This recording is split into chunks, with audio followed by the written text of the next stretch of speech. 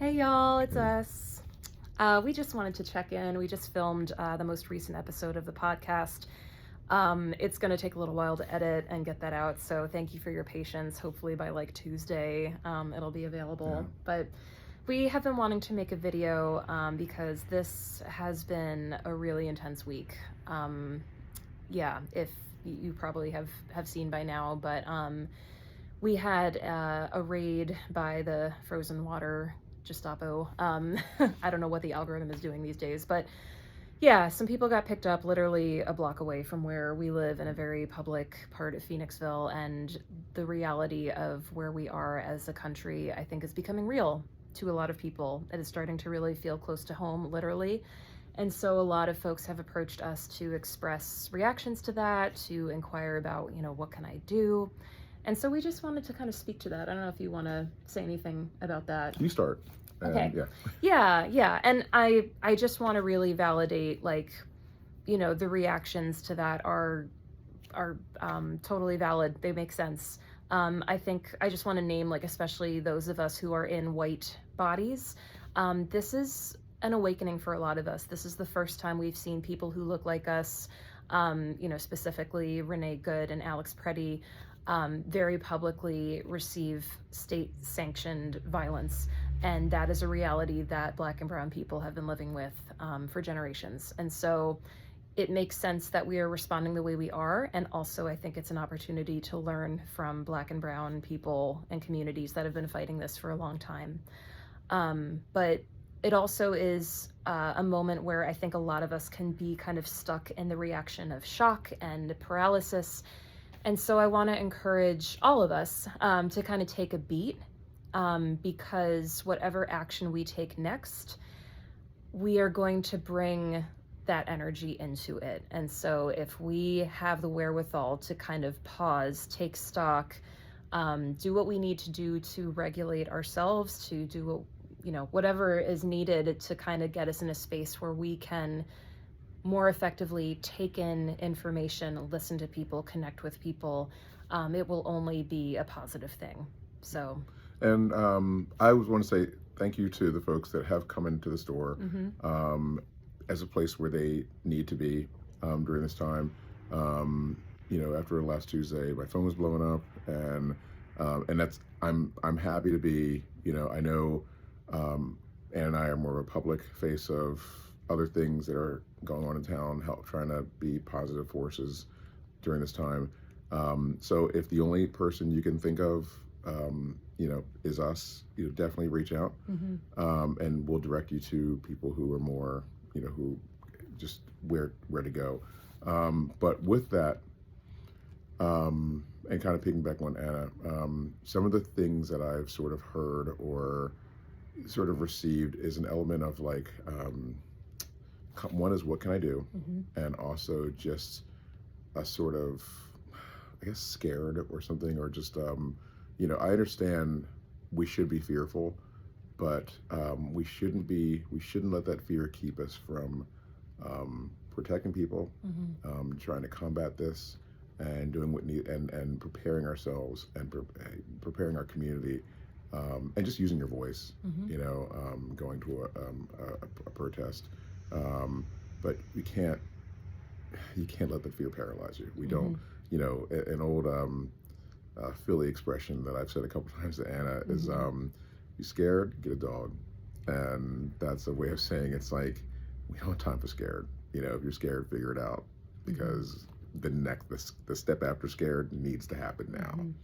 So, I just want to kind of bring awareness. If you're sitting there and this is resonating, it's like, if you're scared, get a dog. And just so if you need to meditate for 20 minutes, do that.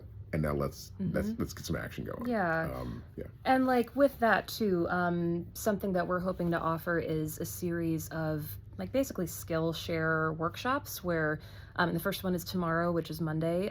It's a trauma tapping technique presentation or skill teaching session with a friend of ours named Carol Metzger.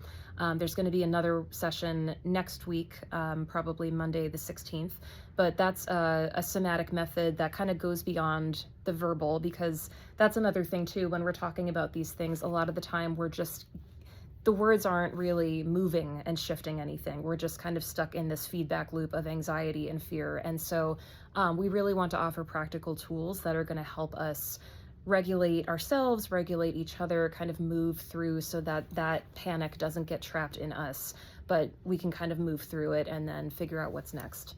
And you know, I don't want to call folks out, but at the same time I do. Where if you're one of those that thinks the answer to this is the whole touch some grass type thing, or to take some elevated monk type, space, and that'll get you through this, there are people who are dying. And what happened last week, that was because of parking tickets. Yeah. These people did nothing wrong. They were literally going to the borough to pay their parking ticket fines. Yeah. And so, this is not the time for you to be at some elevated state. This is the time we need action. Yeah. And we need to practically help people. And so with that, I would encourage when those who come to both of us saying, what can I do? We were talking, and what would you do anyway? Right. Yeah. Is it okay? Yeah. I think it's a great moment to take stock of, things you're already doing, skills that you have, resources you have. Do you have extra time? Do you have extra funds? I know that Alianzas and Project Libertad are both accepting volunteers, so that can look like food drop-offs, it can be accompanying people to court, it can be providing support to immigrant children. If any of those are already interests and skill sets you have. I know that Indivisible Chester County, if you get on their email list, they're always sending out opportunities to do everything from disseminating information, making infographics. If you're someone that is really good at taking in information and summarizing it and sharing it with others, that's a great thing to be doing right now. If you're a creative, if you're a writer, a photographer, an artist of any kind, show up, document these things, make shareable narratives that we can use to share these stories, because narratives, as we're seeing, are increasingly important right now. They are going to try to spin what's happening, and if we are there in person, or if we can create something meaningful and compelling that help to tell a different story, that's huge. A lot of people know about us and what's going on because two of our friends were taking photographs at the last protest.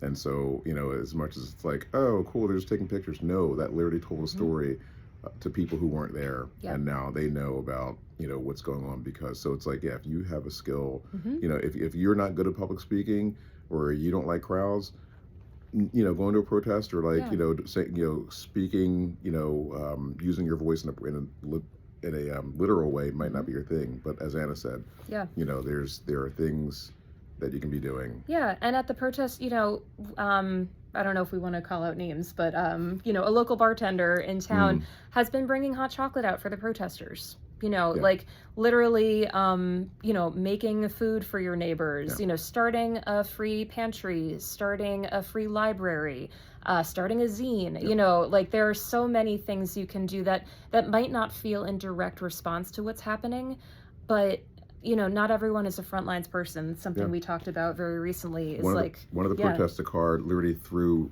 hand warmers out their window at us. And it's like, right. Like if you don't want to be a part of the protest, whatever, it's like, bring, trust me, it's cold, bring some hot chocolate for us, or bring, whatever. So just, there's something everyone can do, and we need the whole damn tribe. So just, there are a lot of ways to plug in. Not every role is for everybody, but everyone has a role. So just kind of, I've seen some prompts about just take a moment, write down what are your skills, what are your resources, what do you have an excess or abundance of these days, and just kind of look around, talk with your neighbors, figure out what the needs are and how you can kind of plug into that. So, and even learn Spanish. Yeah. It's like get on Absolutely. Duolingo or something. And just, Alianzas has a Spanish conversation group. I just reached out actually trying to get on that because, yeah, it can only be helpful these days. Yeah. Yeah. So just want to encourage everyone.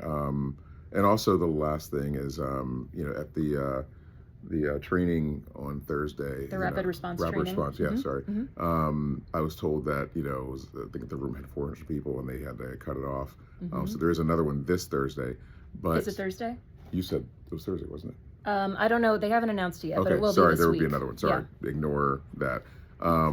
But I just want to encourage everyone. We're like the intent, like what hopefully you're still feeling. We need to keep this. I know we have a tendency with life and work and just everything and the constant news cycle and just every day there's another insane dumbass thing coming out of this White House and at us in the news. We need to keep the momentum with what's going on. Just if for a moment you are ready to go back to your regular life, just remember last Tuesday and that 2 people are not with their families. We don't know where they are. Families are without their partners and a member because of parking tickets. And just get angry again. Go back to where you were and let's keep this up. If you're a confrontational person, stay safe. Maybe leave some angry voicemails. Maybe show up at representatives' offices and keep that public pressure going. There's a regularly scheduled borough meeting Tuesday at 7. Last week, the public comment section, we were there for an hour and a half and putting pressure on the people, with more power than us theoretically to help protect our community members. Again, where's our borough council? Yeah. So we're thinking of our community. We're thinking of all the people who have reached out to us, and we want you to take care of yourselves, and we want you to stay in this fight with us because it really will take all of us. And it is just us, because that last little smile was sarcasm, because I am super angry that it feels like in our little town, those people in that building down the street aren't doing shit, and it's pissing me off. So it's up to us. So follow Phoenixville Liberation Center, follow Indivisible Chester County, follow Project Libertad, Alianzas, just follow. There's plenty of organizations doing great work, and they will be able to articulate better than we will, I think, what the needs are. So thank you all. Thanks for hanging in this really long video. But take care of yourself, stay safe, and stay fighting with us. Stay fighting. See you guys. Take care.